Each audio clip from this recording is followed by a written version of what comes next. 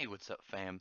I'm considering doing the Radiant manga reviews as well as they come out, just because if you only watch the anime or if you only read the manga, you don't do both.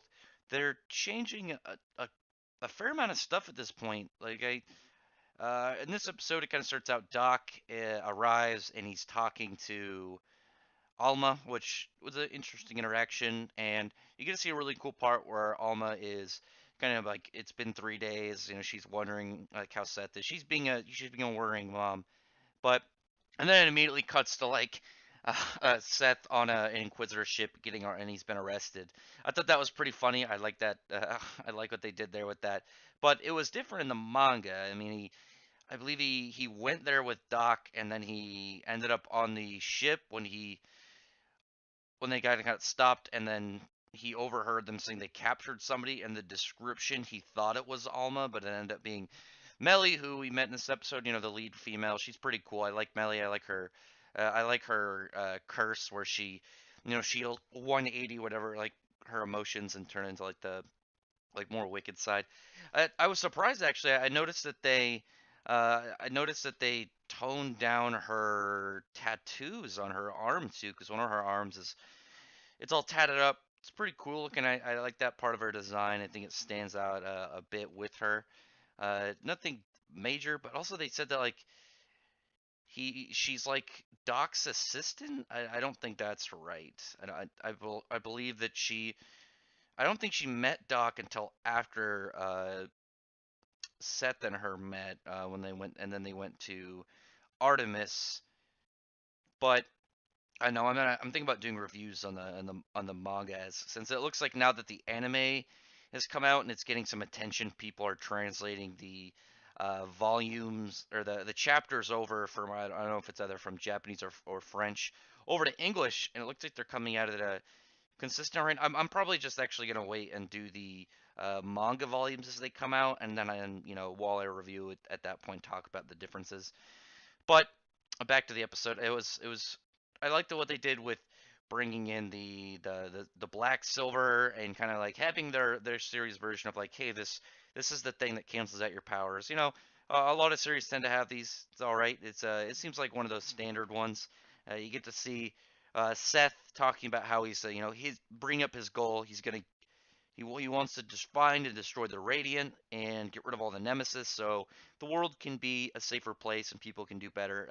Some good character bits of him. His I'm gonna be Hokage, I'm gonna be king of the pirates, I'm gonna be the Wizard King kind of thing.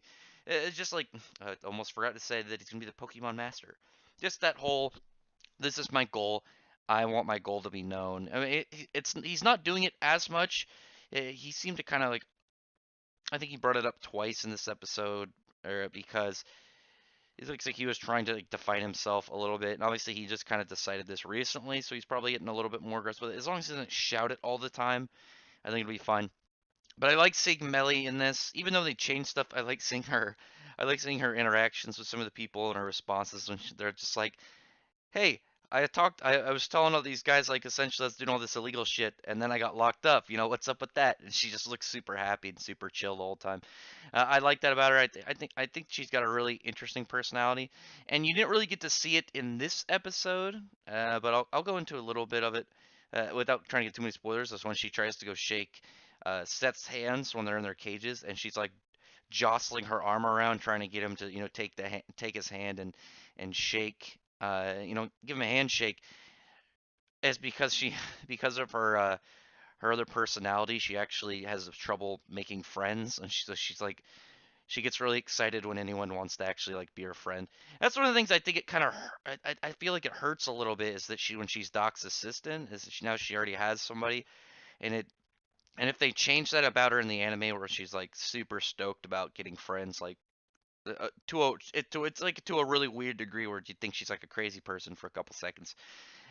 I won't like it if they change that. Like so far, the changes that they've done in the anime haven't really bothered me that much, but that'll be something that does bother me. Maybe they won't. Maybe they will. I don't know.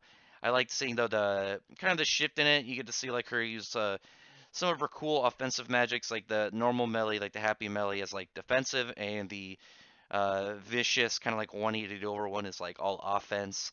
You get to see Dragunov like jump into the thing and like instantly like he would have put these guys down really if it wasn't for Berseth punching and then tilting the ship and then almost knocking a bunch of the Inquisitors off. That was pretty cool. I like that like display of Seth's power. You get to see a lot of cool stuff with like his skill on a broom. Even though he's his main character thing is just that he can't use magic through objects. He can only do it barehanded. It's good to see that he can still do other things. I know people have like compared him to Asta already, but I mean like there's a similarity between their thing, but like Asta can't use magic at all, like he inert, whereas as Seth just can't use it through objects. He can only do it through um he can't channel it through most objects. He can do it barehanded, but it looks like he's fine with brooms and stuff. And then meanwhile you got Weirdo Melie and Doc, who's just he's just some like cowardly dude who's just like, I just want to do my job. I don't want to get mixed up in any of this shit. Leave me alone. And then they make their way towards Artemis, and then and then I like how it's foreshadowing how Alma's just like, don't talk to the little yellow cat in Artemis. Just don't go near him. Don't associate yourself with him. Don't interact with him at all. And then Seth is just like, when he's recalling, he's like, I don't know, something with a yellow cat. I don't really know. And then they're going there, and you see the big cat face on like the big pillar within the city, and they're about to head down the next episode, and that's gonna be pretty exciting. We're only a couple episodes away from Grimm. I'm stoked for that. But it was something to see. Like I like the foreshadowing of the yellow cat, and then just the big spooky face of him as they're going in. That'll be pretty cool in there. Also, the animation has been kept pretty solid within this. I like the consistent animation. I really like the way that the Fantasia is colored and drawn. I think that's fantastic.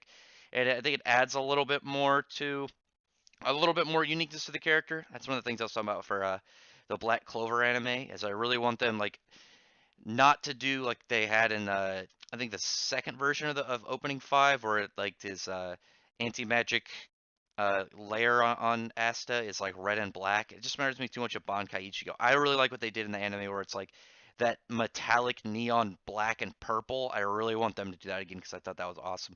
But anyway, I don't want to get sidetracked with because I start talking about Black Clover, so it in association with this, I got distracted. Anyway, good episode, nice animation. It's still like I don't know why they're changing stuff. I don't really get why they're changing too much. Like, I heard that like something about like trying to aim for a slightly younger audience, but it seems pretty fine. And I don't know how you aim for a slightly younger audience while you still show the scene where a bunch of villagers were gonna, burn Seth at the stake when he's like 4 years old. They had him like on a, they had him on a pyre and they had kindling around. They're gonna set him on fire and murder this little kid. But I don't know. I guess it gives a reason for people who only read the manga to watch the anime, and then people if they like the anime to read the manga. So that'll be cool. I'll probably just do the reviews of the manga when the next volume comes out because it comes out in like a week or something. So I'll probably just do that. And because I also want to support the author and the manga, and do both. Probably pick up the anime when it comes to disc. But otherwise, tell me what you think about this in the description. I like the episode. Some of the stuff they changed is a little weird, but overall, I didn't have any complaints. It's been fun so far. If you're one of those, if you like shonen, and you're just stumbling across this now, you haven't picked this up yet, pick it up. It's fun, and I can tell you it kind of steers in its own direction after the first arc, which it's gonna be pretty good. And I like all the designs. I like the art. I like the characters, and the fights seem like they're going to be pretty good with the way that they've been animating things and the way that like the colors and style that you've been using. But otherwise, if you like this, give me a thumbs up. Check out my other videos and my other content, mostly manga and anime stuff. Subscribe if you haven't. If you are subscribed, I appreciate it. But otherwise, thank you very much for listening.